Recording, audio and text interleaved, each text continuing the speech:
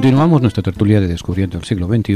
El principio básico de todas las religiones es no hagas a otro lo que no quieras que te hagan a ti. Y eso está en el cristianismo, está en el judaísmo, está en el confucianismo, está en el taoísmo, está en todas las religiones. Matteo Ricci fue el primero que llamó la atención. Y vuelvo y le repito, no es que mal de muchos, consuelo de tontos, dicen en mi tierra, no es que nos vayamos a lamentar, pero sí pedir a Dios que se vayan haciendo las debidas arreglos y las debidas presentaciones y demás. La tercera etapa de la evangelización en China va del siglo XIX al siglo XX. Ahora, el siglo XIX fue terrible, desastroso para la Iglesia. Y fue debido a las dominaciones de zonas chinas por parte de Inglaterra, Francia y Alemania. Estas grandes potencias europeas, sobre todo el imperio austrohúngaro, el imperio alemán, vieron un lugar de riquezas y fueron protegiendo a la Iglesia, y que más que proteger fue desproteger a la Iglesia, porque los chinos veían entonces la alianza del poder con la Iglesia y la Iglesia con el poder. Comenzando el siglo XX con el resurgir y la restauración de la República China en 1912, o sea, el imperio chino de los mandarines y de los emperadores y demás dura casi 4.000 años hasta comienzos del siglo XX. En 1912 es que se proclama la República de China. Y entonces va a haber un movimiento muy profundo de recuperar el sentido de la nacionalidad china. La Iglesia china para los chinos es lo que quieren pedir también ellos. La Iglesia que no sea romana, sino que sea china. Ahora todos los siglos anteriores para anunciar a Jesucristo en China darán su fruto y lo harán en la clandestinidad o en las comunidades católicas que optan por registrarse en la Iglesia oficial o patriótica. O sea, no quedó la presencia del cristianismo no quedó en vano, quedó muy profunda en el alma china. Tal es así que hay unas investigaciones de un instituto de Londres que calcula que la presencia de los cristianos, del cristianismo en China, pasa de los 350 millones de personas. Casi prácticamente una cuarta parte de la población tendría el cristianismo como norma de conducta de sus vidas.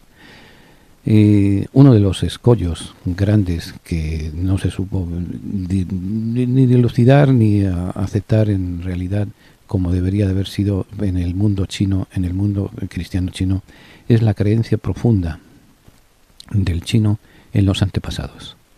La presencia de los antepasados es muy importante en el culto, en la vida espiritual, en la vida común y corriente del pueblo chino, que al fin y al cabo es ser un poco miope, porque si estamos predicando la comunión de los santos no es que los santos vayan a recibir la Eucaristía, es que vivimos en esa comunicación, en esa relación íntima con los que ya están en la casa del Padre.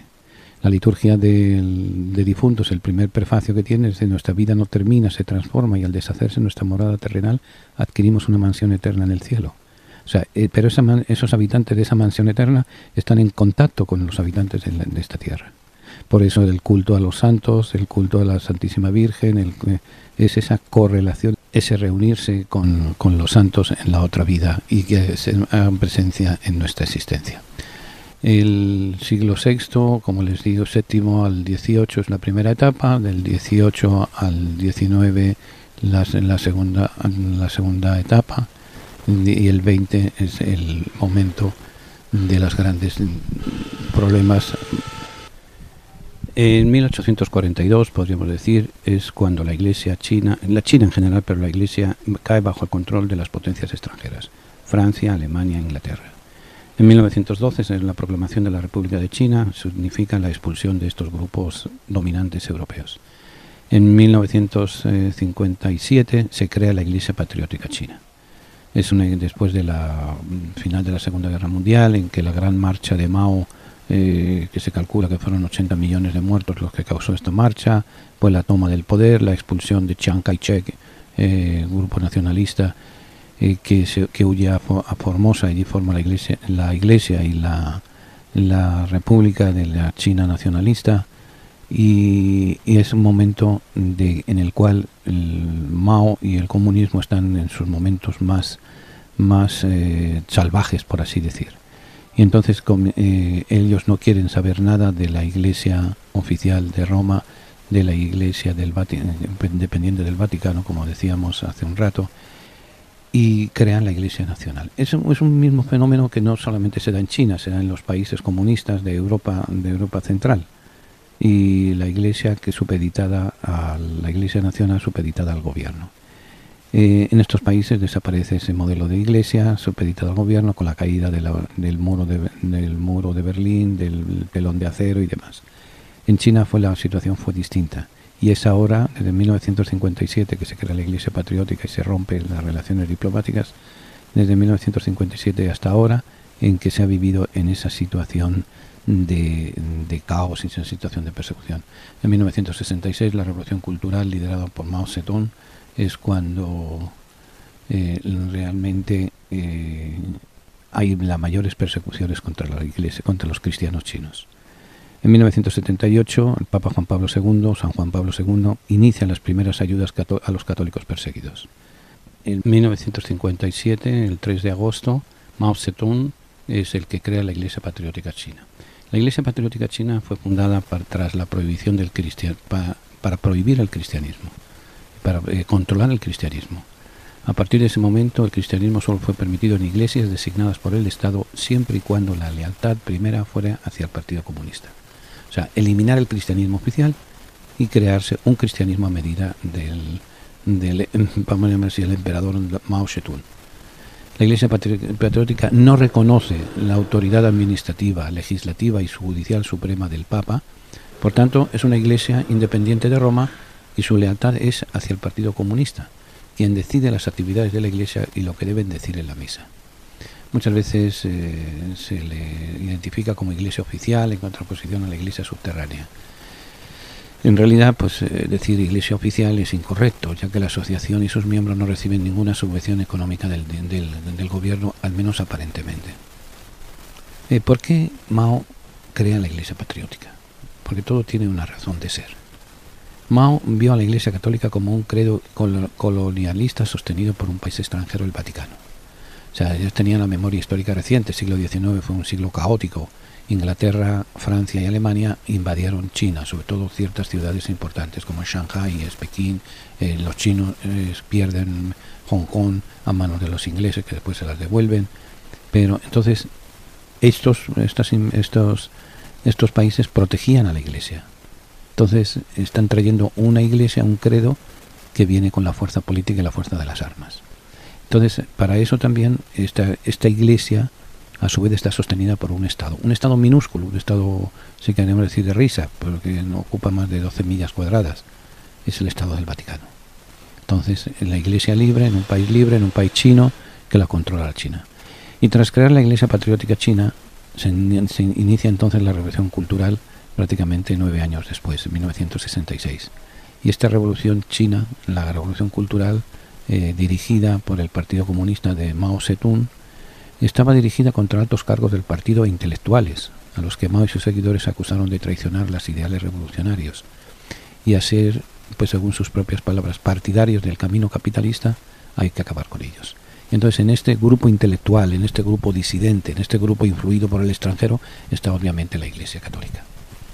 Durante 10 años el ejército se encargó de destruir los libros sagrados de la Iglesia y reprimir a la población católica.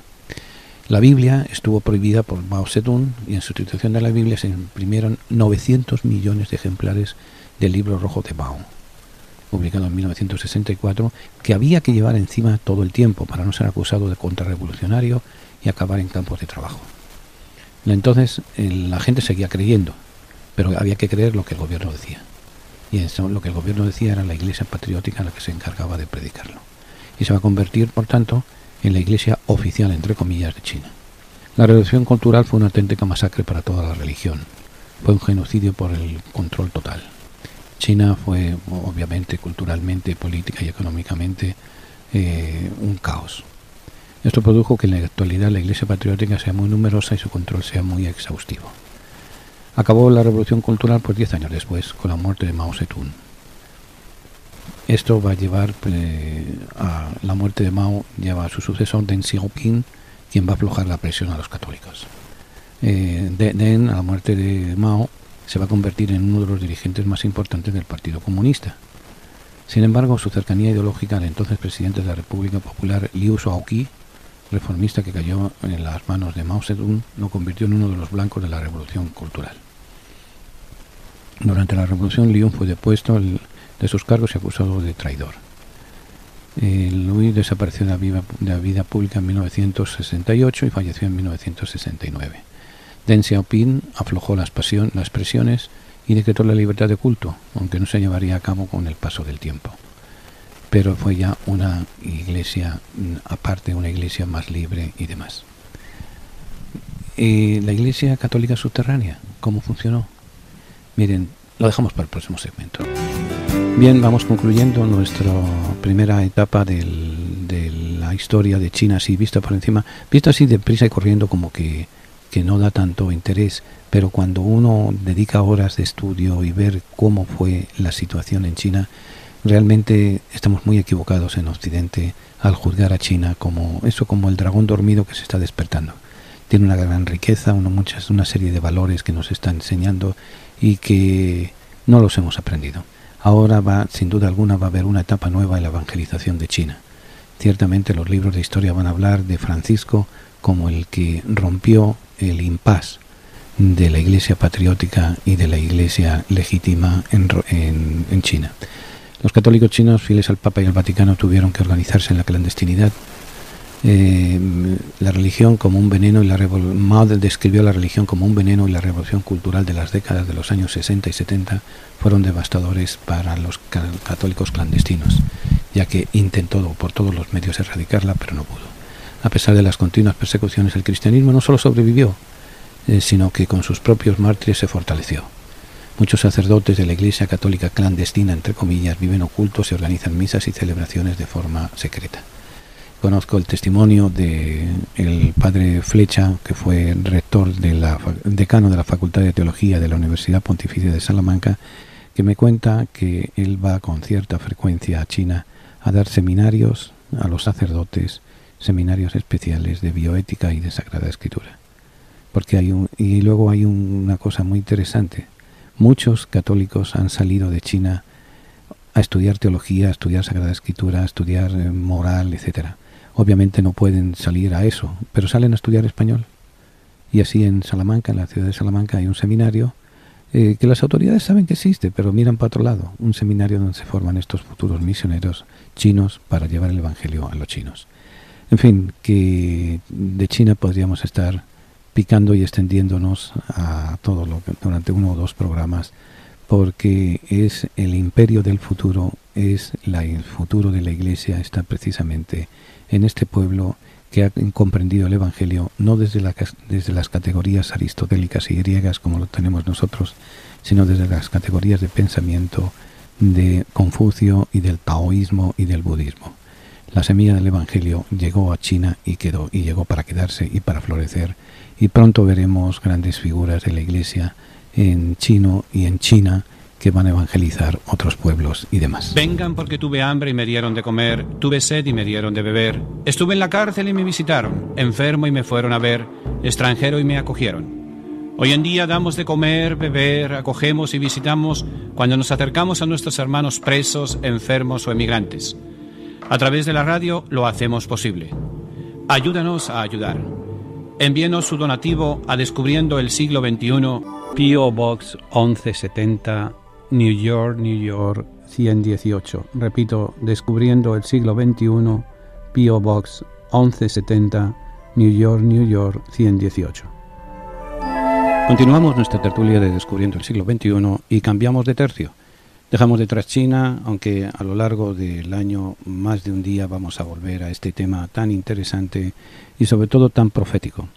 Mientras el mundo está asistiendo horrorizado y escandalizado y legítimamente por la corrupción que hay presente en la Iglesia de Occidente, y sobre todo más que eso, el ver cómo las iglesias se vacían, cómo el clero cada vez envejece más, cómo el Evangelio no está recibiendo respuesta por parte de las sociedades del primer mundo, Europa, Estados Unidos, Canadá, Sin embargo, el cristianismo va creciendo, va enraizando, se va dando nuevos frutos en los países que siempre hemos clasificado de ateos, de lejanos de Dios, de otros dioses, de otros mundos. Pueblos que no se miran, perdón la expresión, no se están mirando el ombligo, sino que están abiertos a la trascendencia y abiertos al Evangelio.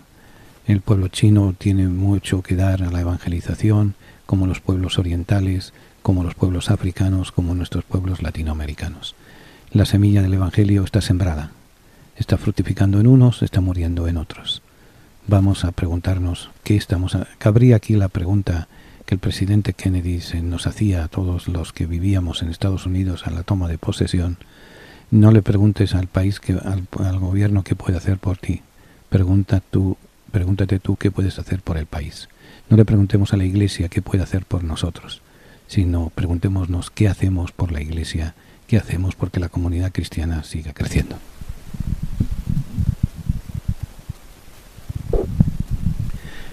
Y volviendo a nuestro segmento, nuestra historia de las fiestas anuales, de las fiestas judías, porque es importante, algunos pensarán que por qué razón le doy tanta importancia al festival y al santoral judío.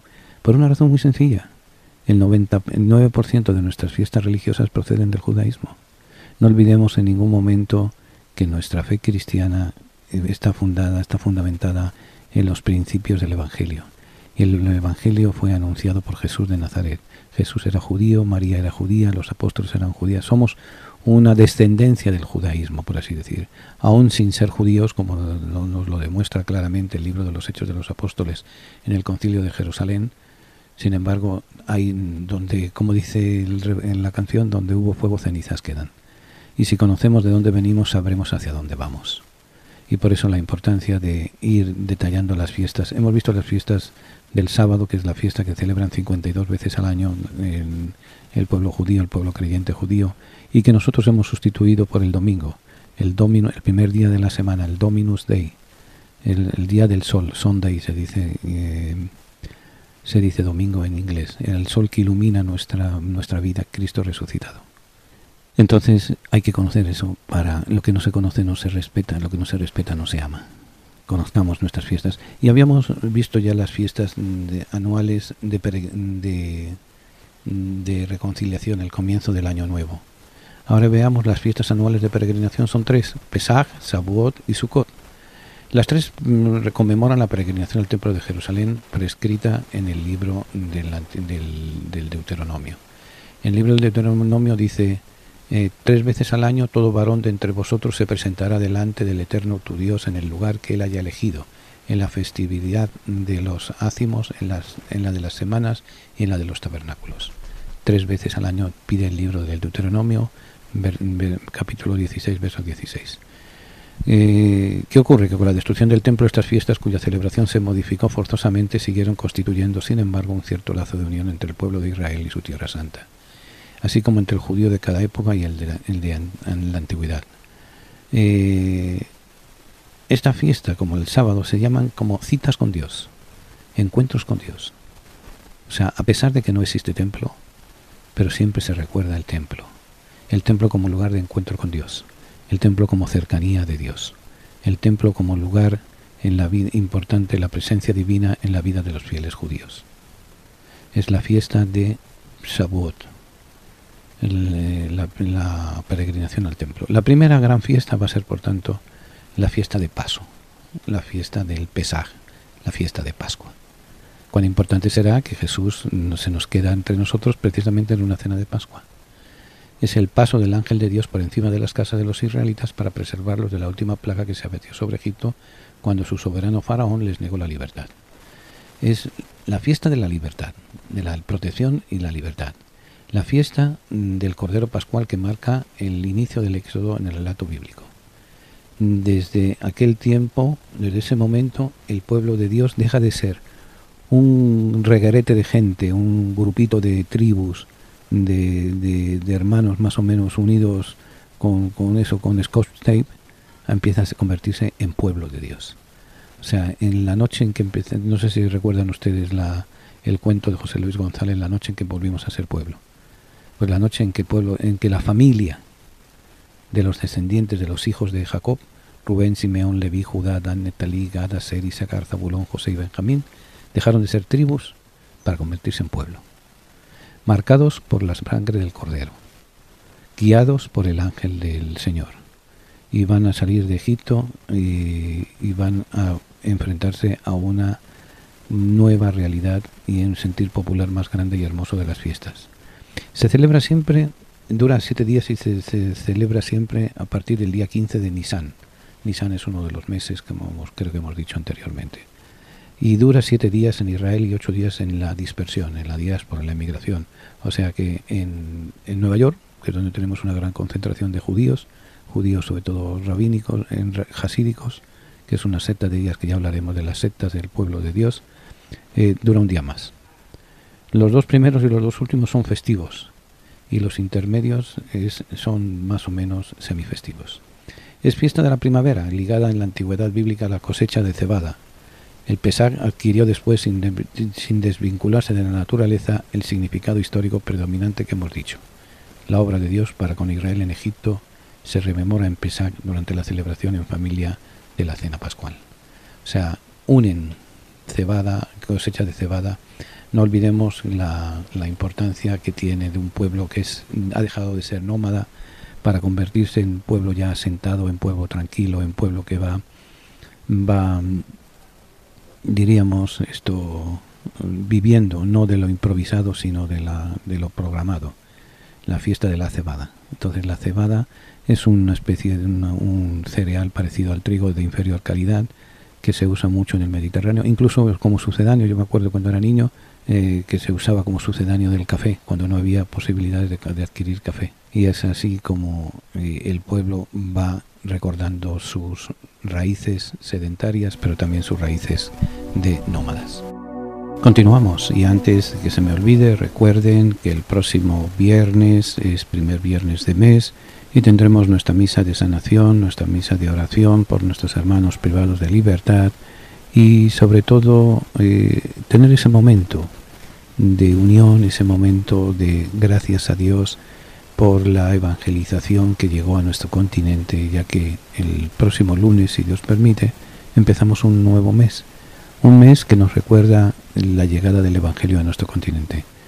Medio milenio de sembrar el Evangelio, que ya va siendo hora de que produzca grandes frutos.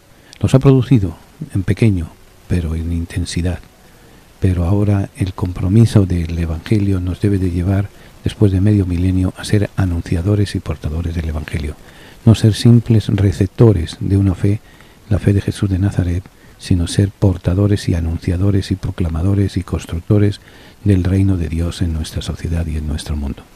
Octubre tiene que ser siempre para nosotros, al margen de las polémicas y la conquista, y la no conquista, y el encuentro, no encuentro, para mí siempre octubre tiene el sentido de humildad y de acción de gracias.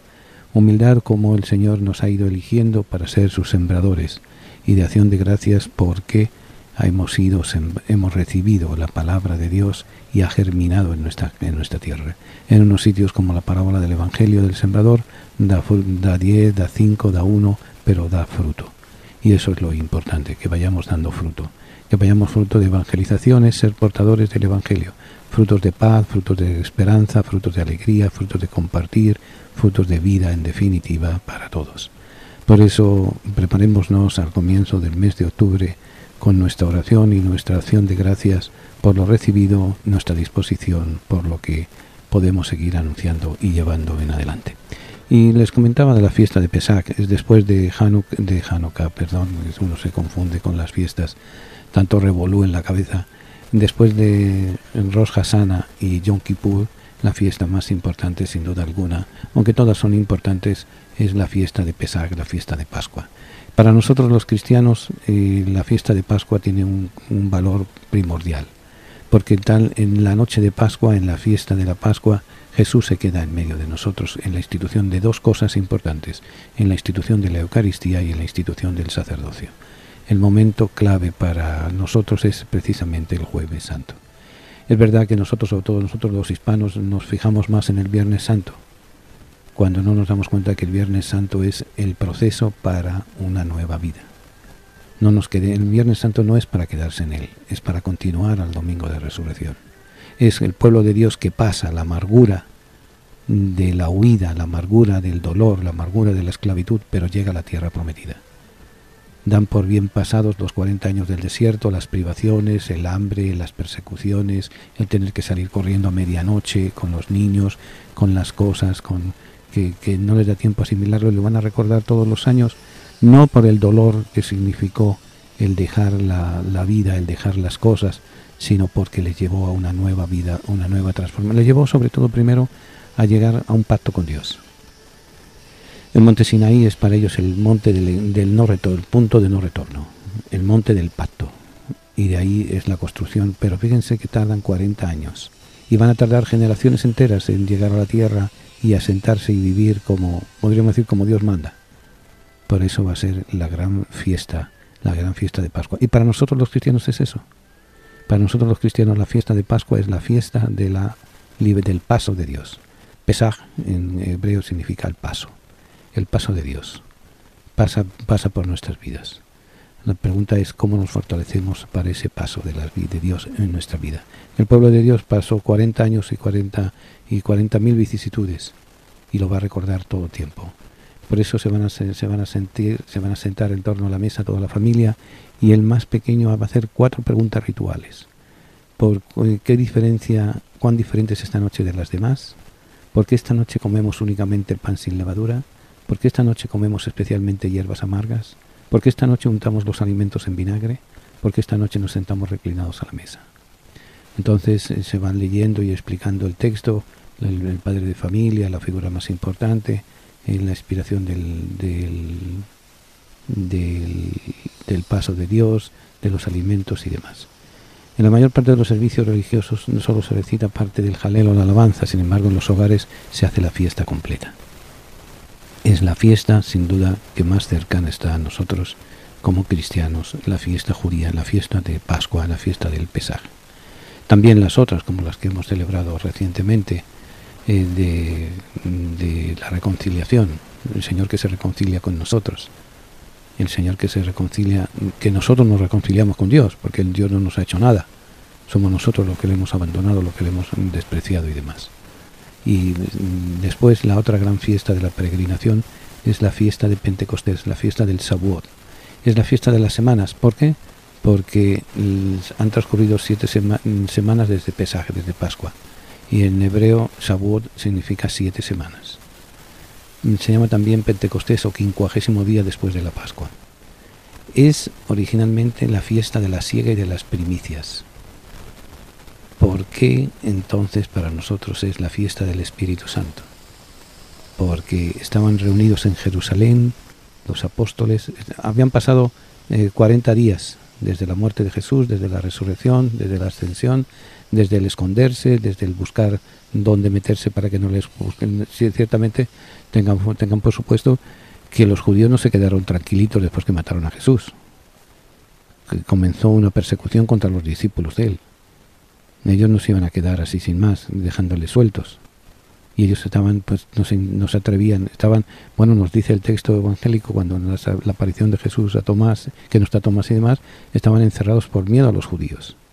Ese miedo no se iba de un día para otro, porque sabía que sus paisanos eran vengativos. Entonces, ese día de Pentecostés, ese día que se celebran los 40 días de la Pascua, ese día se aparece el Espíritu Santo. Es el día de la universalidad de la fe cristiana, pero es también el día de la acción de gracias, porque es el día de la siega y de las primicias. Es el día en que el judío le da gracias a Dios por la cosecha que ha recibido, la primera cosecha que ha recibido. Le da gracias a Dios porque ha pasado por su vida. Es la fiesta bíblica de la siega. Es cuando hubieras entrado en la tierra, dice el texto sagrado, cuando hubieras entrado en la tierra que el Eterno tu Dios te da por heredad, tomarás una parte de las primicias de todos los productos de tu suelo que coseches, y poniéndola en una cesta irás al lugar que el Eterno tu Dios te haya elegido para establecer en él su nombre. Le presentarás al sacerdote entonces en funciones y le dirás: nos afligieron los egipcios y nos persiguieron imponiéndonos rudísimas tareas, y clamamos al Eterno, Dios de nuestros padres. y nos sacó de Egipto, y nos dio una tierra que emana leche y miel. Por eso ofrezco ahora las primicias de la tierra que el Eterno nos ha dado, y las dejarás ante el Eterno tu Dios y te inclinarás ante Él. Te regocijarás con los bienes que el Eterno tu Dios te ha dado, a ti y a tu casa, tú y el levita y el peregrino que mora en medio de ti. Eso está en el libro del Deuteronomio, el capítulo 26, versos del 1 al 11. Estas primicias le traían en el cesto ricamente decorados. Las alegres procesiones de diversos puntos del país eran recibidas por los habitantes de la ciudad santa que iban corriendo al templo. Era una fiesta comunitaria de toda la tierra santa, de todo el pueblo, de los diversos asentamientos, de las tribus y demás, iban en procesiones hacia el templo a darle gracias a Dios, recordando lo que habían recibido y recordando los días que separan las dos fiestas de la recolección, Pesaj y Shavuot, se cuentan como días de Omer. ¿Por qué Omer? Pues porque Omer es el nombre de la gavilla de cebada, o sea, el manojo de cebada recogida, se dice en hebreo Omer. Y era la cebada que los peregrinos ofrendaban en el templo de Jerusalén a partir del segundo día de la Pascua.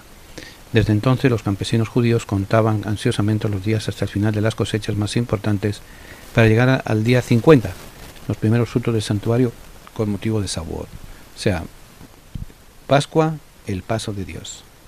Shavuot, Pentecostés, 50 días después de la Pascua, es la acción de gracias por la primera cosecha, la presentación de la primera cosecha de la primavera al templo de Dios.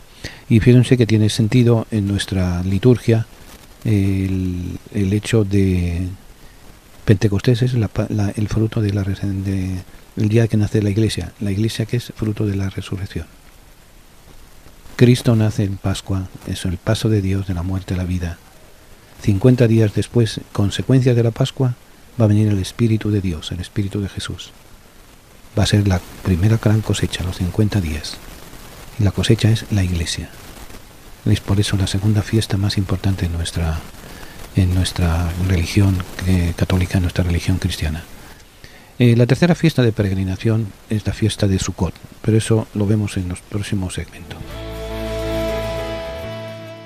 Continuamos nuestra tertulia de Descubriendo el siglo XXI y vuelvo y le repito, tenemos nuestro viaje a Tierra Santa, donde vamos a ver por qué Sukkot, por qué Pesaj, por una serie de fiestas y una serie de actividades y demás. El viaje se va a llevar a cabo del 3 de febrero al 16 de febrero. Este año la cuaresma, como les dije anteriormente, en ocasiones anteriores, la cuaresma viene más tarde que de costumbre. El miércoles de ceniza va a ser el 7 de marzo. O sea que tenemos todo el mes de febrero para prepararnos, y qué mejor manera de prepararnos que ir a la Tierra Santa, al lugar donde tiene lugar pues todo aquello que leemos en la Sagrada Escritura. Es ver, es oler, es caminar, es celebrar, es tener, darle razón a aquello que el Talmud de Babilonia decía de Jerusalén. Cuando Dios hizo el mundo, le dio 10 medidas de belleza, 9 se las dio a Jerusalén y 1 al resto del mundo. Jerusalén es una ciudad pequeña, es una ciudad en algunos barrios sucia, con una serie de olores muy peculiares, de cardamomo, de menta, de hierbabuena, de humanidad, de todo, que uno le transporta. Son de esas ciudades que enganchan a uno para siempre. Y luego no digamos ya el ir al interior del país, el ver, no caminar, porque no caminamos sino navegar por el lago de Tiberíades y pensar que miren, el templo de Jerusalén puede haber estado en un sitio o en otro donde quedó el cenáculo, donde más o menos aproximadamente, pero el sitio que está en el mismo sitio del tiempo de Jesús es el lago de Tiberíades. Ese no se ha movido de su sitio. Con más agua, con menos agua, con más peces, con menos peces, pero son los mismos peces que había en aquel tiempo. Son el mismo agua, es el mismo lugar, es las mismas tormentas, es el mismo viento, es el mismo incertidumbre de decir dónde iremos si solamente tú tienes palabras de vida eterna. Ya les digo, he ido un montón de veces, he tenido ese privilegio de la providencia y por eso deseo que ustedes vayan, porque les aseguro que se lee la palabra de Dios, se vive, se vuelve de otra manera. Así que vayan apurándose porque tenemos que ir preparando ya todos los motetes y pagando los hoteles y pagando la línea aérea. Y queremos saber cuántos de ustedes quieren ir. Si no quieren ir, pues bendito sea Dios, díganmelo. pero sé que muchos de ustedes quisieran ir. Hablen, conversen y llamen a nuestro teléfono al 212-244-4778. Repito, 212-244-4778. O escriban a nuestro apartado de correos P.O. Box 1170, New York, New York 118. Repito, P.O. Box 1170, New York, New York 118. Y allí les enviaremos los folletos, las indicaciones, las formas de poder caminar, de poder vivir, de poder sentir la Tierra Santa donde ella fue, donde la Tierra Santa. Bien, volvemos a la fiesta de los tabernáculos. Es la tercera fiesta de las peregrinaciones. La fiesta de los tabernáculos, las tres grandes fiestas de peregrinación, es la fiesta de Sukkot. Celebrarás la fiesta de los tabernáculos durante 7 días. Una vez de recogido el producto de tu era y de tu lagar, celebrarás la fiesta en honor del Eterno tu Dios en el lugar que hayas elegido. Y esto es tomado del capítulo 16 del libro del Deuteronomio, versos 13 al 15. Sukkot es, por tanto, la tercera fiesta de las fiestas de peregrinación. Es también la fiesta llamada de las cabañas o de los tabernáculos. Tabernáculo significa taberna, tienda pequeña, situado inmediatamente después de las grandes de Rosh Hashanah y Yom Kippur, y comienza el 15 del mes de Tisri y dura 7 días en Israel y 8 días en la diáspora. Trae el recuerdo de las reuniones alegres y populares que en tiempos bíblicos tenían por escenario las calles de Jerusalén al recogerse las cosechas del otoño. Las cosechas del otoño suelen ser la cosecha de fruta, de ciertas frutas, por ejemplo las manzanas, los higos y sobre todo las uvas. La uva va a tener una importancia muy grande en la cultura y en la religión judía. La uva va a dar el fruto que es el vino. El vino alegra el corazón del hombre, nos recuerda la Sagrada Escritura. Obviamente también hay el borracho, pero todo en exceso está fuera de lugar. Todo en su justo medio está bien medido. Esta fiesta, como nos recuerdan, es la fiesta de acción de gracias y la fiesta de alegrarse. Hay que salir al campo, hay que recoger las cosechas y antes de ir a casa hay que beber, hay que comer, hay que fiestar, hay que alegrarse porque Dios nos ha bendecido dándonos el fruto que hemos recogido. Luego, ese fue el sentido original. Posteriormente, Sukkot se enriqueció con un nuevo sentido histórico religioso a ser considerado como recordatorio de la providencia divina que protegió a Israel tras la salida de Egipto durante 40 largos y penosos años por la península del Sinaí, camino de la tierra prometida.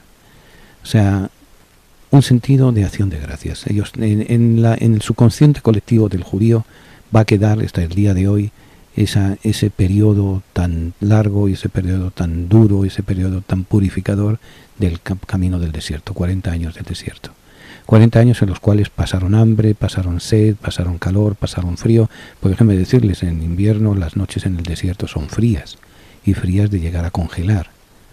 Y ellos, no es que caiga nieve, porque también lo puede que lo caiga, pero a pesar de todas las cosas, llegaron a la tierra prometida. Entonces se cambia por esa acción de gracias.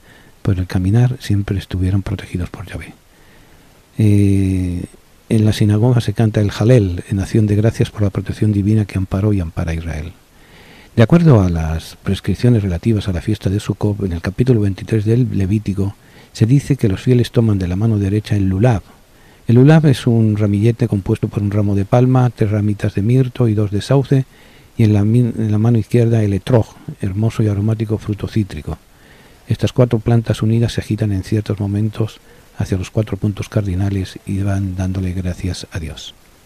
O sea, tienen su ritual, Esta fiesta ciertamente, vuelvo y le repito, como lo ocurre con las otras, lo que pasa es que las otras han pasado más a nuestra tradición cristiana, pero también fue celebrada por Jesús, los apóstoles, la Santísima Virgen, José, porque eran judíos. Hay que ponerlos en sus chancletas. No iban a misa. La única vez que celebraron misa fue la vez que se fundó la Eucaristía. Ellos iban a la sinagoga, ellos iban a celebrar Sukkot, ellos iban a celebrar Rosh Hashanah, iban a celebrar Hanukkah, iban a celebrar Pesach, no iban a celebrar Navidad, no iban a celebrar Acción de Gracias, no iban a celebrar la Cuaresma. El 7º día de Sukkot se canta en una solemnidad especial una oración llamada Hosanna. En ella se repite varias veces esta palabra que significa sálvanos. ¿Cuántas veces hemos cantado Hosanna al Hijo de David? Ay, cuando cantamos Santo, Santo, Santo es el Señor Dios del universo, bendito el que viene en nombre del Señor, Hosanna en el cielo, bendito el que viene en nombre del Señor. De aquí es donde viene Hosanna. Sálvanos. Se entonaba ya en los días anteriores de Sukkot, pero el séptimo es más completo y fervoroso, pero se llama, este día también se le llama el día de Sukkot, Hosanna, Hosanna, Rabat o Gran Hosanna. Al día siguiente se celebra una festividad designada en la Biblia como solemne asamblea del octavo día de cierre. Esta fiesta marca la conclusión y reanudación del ciclo anual de la lectura pública del Pentateuco. Es solemnidad que termina y comienza de la lectura de la Torá o ley de Moisés, simbolizada en caracteres y vigencia perpetua. En fin, con estas tres vamos a quedar aquí en las fiestas de Pascua, en las fiestas de la peregrinación, en que hay una similitud o una ósmosis o un reciclaje en las fiestas judías, en las fiestas cristianas, perdón, de las fiestas judías. Fiestas de acción de gracias, fiestas de penitencia, fiestas del paso de Dios en nuestra vida. Que cuando celebremos recordemos de dónde venimos. Y recuerden eso, como les he dicho, Jesús era judío, María era judía, Jesús no fue a misa nunca. Él fue la Eucaristía primera. Jesús iba a la sinagoga. Vamos a visitar en Cafarnaúm, vamos a visitar una sinagoga. Vamos a visitar el lugar del culto, el lugar de la oración, el lugar de la cercanía de Dios. Anímense. Dejen, además miren, la vida es demasiado corta. Cuando nos vengamos a dar cuenta, porque ni siquiera, miren, el día que nos muramos no vamos a ir al cementerio. Nos van a llevar al cementerio. Yo todavía no conozco a nadie que haya ido de su propio paso al cementerio, que haya escogido la tumba y que haya dicho qué color quiere el color del carro, qué marca del carro que le lleven al cementerio o qué vestimenta le quieren vestir. Así que vivamos, amemos, compartamos, disfrutemos, porque para eso el Señor nos ha dado la vida. ¿Para qué van a guardar el dinero? ¿Para ser tan pobres, tan pobres, tan pobres que lo único que tengan es dinero? Anímense. Recuerden, Descubriendo el siglo XXI, P.O. Box 1170, New York 118, para pedir folletos para ir a Tierra Santa, donde celebraremos Sukkot, donde celebraremos Pesach, donde celebraremos Pentecostés, donde celebraremos la alegría de la salvación de Jesús, que nos guía, que nos ama y que comparte con nosotros. Bien, continuamos nuestra tertulia y entramos ya en nuestra recta final. Y quiero concluir, aunque sea así por encima, lo que comentábamos la semana pasada, que es un cura, que es un sacerdote. Y les puedo decir, pues, la experiencia personal o la experiencia de formación que nos han dado a nosotros.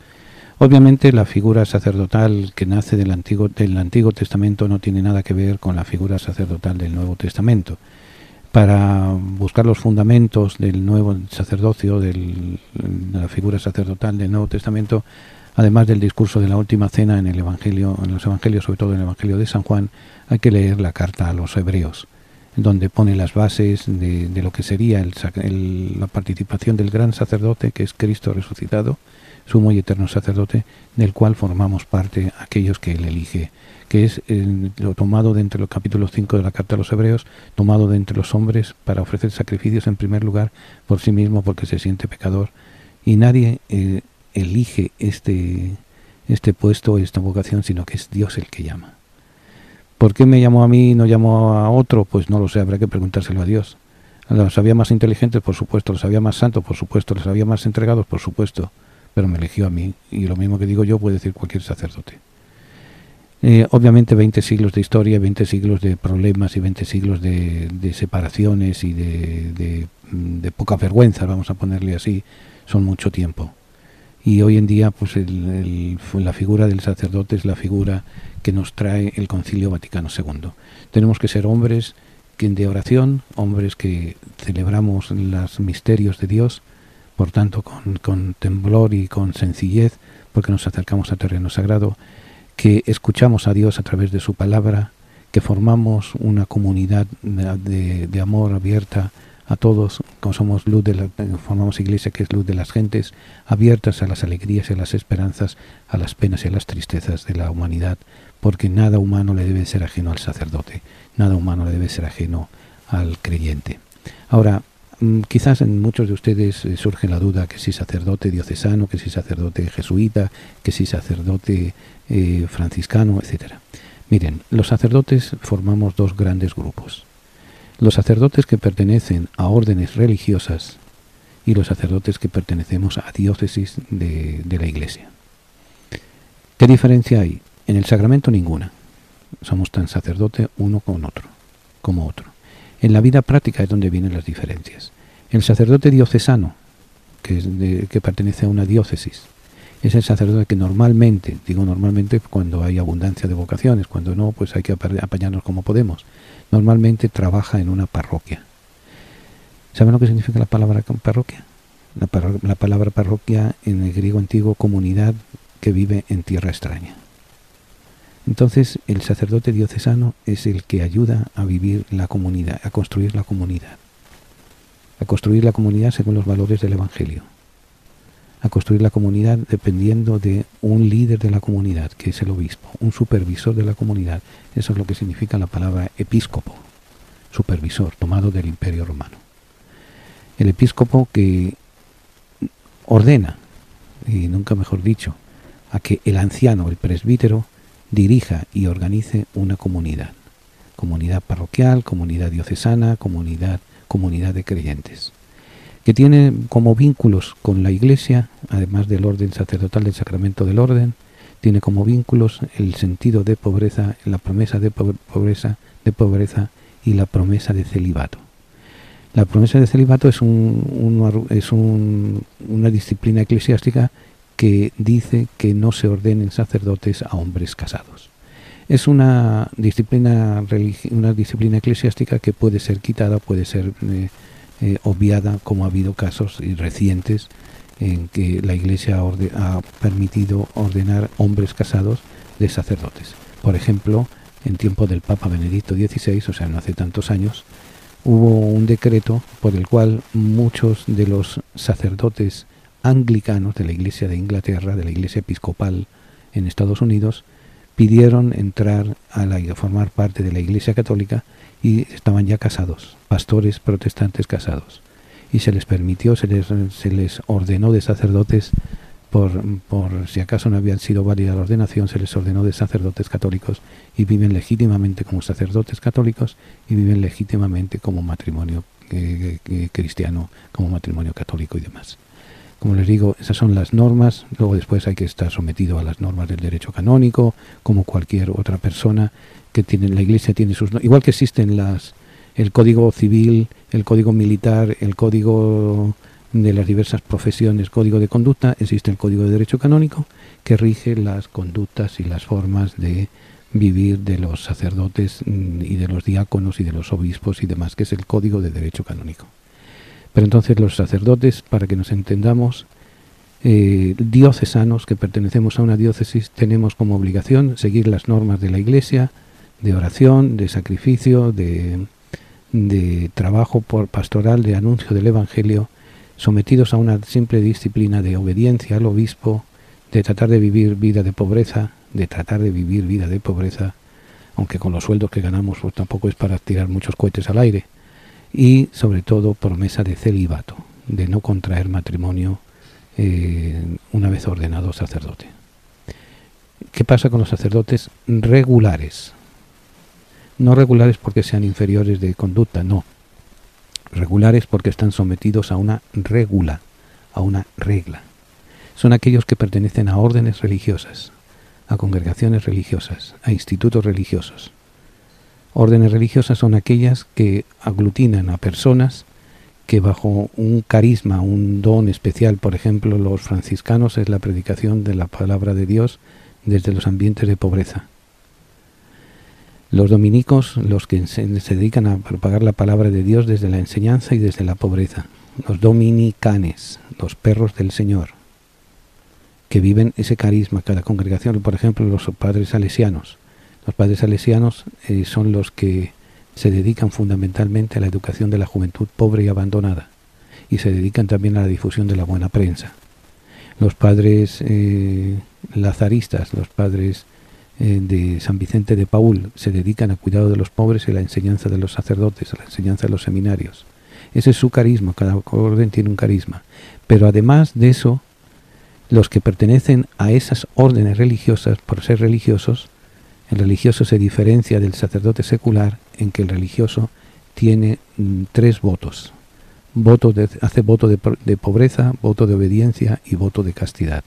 O sea, todo su trabajo es para el bien, para el servicio de Dios y para el servicio de la comunidad. Si cobra un cheque de 1.000 pesos, ese cheque completo de 1.000 pesos tiene que ir al superior. Ahora eso sí, si ese sacerdote, ese religioso, necesita una operación de corazón abierto, por decir un caso así extremo, la congregación tiene que asumir esos gastos. Si ya llega anciano y llega a que ya no puede, está enfermo, tiene Alzheimer, la congregación tiene obligación de hacerse cargo de ese sacerdote o de esa religiosa, de ese religioso. Voto de pobreza es que todo está para el servicio de la comunidad. La comunidad está también al servicio de él. Voto de obediencia, hay que ser obediente, hay que ver la obediencia, como decía San Ignacio de Loyola, tan cuan cadáver, como un cadáver no protesta. Es la obediencia a las constituciones, la obediencia al Evangelio, porque luego cada instituto religioso tiene unas constituciones, unos documentos donde se especifica a qué se dedica ese instituto religioso, a qué se dedica esa congregación religiosa, a qué se dedica esa orden religiosa. Obediencia a eso, al Evangelio y a las órdenes, y obediencia, pobreza y castidad, pues que por el reino de los cielos no se va a casar, no va a cometer actos impuros, no va a tener nada de sexo en la vida y demás. Entonces, ese sacerdote se rige por la regla de la orden, pues se llama regular. Y además de sus obligaciones como sacerdote, tiene sus obligaciones como miembro de la orden religiosa. Por eso muchas veces puede ocurrir que están en una parroquia, trabajando en una parroquia, y de repente lo cambian de un sitio para otro, porque tienen que estar supeditados a las necesidades de la orden religiosa del clero, de la comunidad. Por eso, a la hora de la verdad, somos tanto el sacerdote religioso como el sacerdote secular, tenemos el mismo sacramento, el sacramento del orden. ¿Qué es lo que varía? Que uno se dedica más específicamente a las vidas de parroquia y sin necesidad de vivir en comunidad y sin necesidad de tener voto de obediencia, de pobreza y de castidad, sino simple promesa de pobreza y promesa de castidad y de celibato, de no contraer matrimonio. Esa es la única diferencia. La única diferencia es que uno depende del obispo y el otro depende del superior, depende de la orden religiosa, de las constituciones a las cuales está él sometido desde un primer momento. Luego después está la organización administrativa, que está la primera parte, lo más importante es la diócesis, en la cual aglutinan una serie de oficinas, de departamentos y demás, y después están las parroquias y las capillas. Y ahí ya el sacerdote tiene que estar a la orden del obispo. ¿Y cuándo nos jubilamos los sacerdotes? Jubilarnos no nos jubilamos nunca. Teóricamente a los 75 años ya se nos quitan las responsabilidades, pero seguimos siendo sacerdotes hasta la eternidad. ¿Qué pasa entonces si un sacerdote comete un error? En Estados Unidos la Iglesia está organizada en el modelo corporativo. ¿Qué significa eso? Que la Iglesia es una corporación religiosa. Y en las corporaciones, sean de la índole que sea, si un empleado de la corporación comete un delito, es responsable la corporación. Y el presidente de la corporación es el obispo, en el caso de la Iglesia Católica. Entonces es el responsable de todo, la diócesis es responsable de las acciones buenas y de las acciones malas. En otros países, como por ejemplo en los países latinoamericanos y los países europeos, si uno comete un delito, el responsable es el individuo. Es el que tiene que responder. A veces, como subsidiaria, la Iglesia se le hace responsable también a la diócesis, pero en muy pocos casos es la persona la que tiene que obedecer, la que tiene que responder por los errores que ha cometido.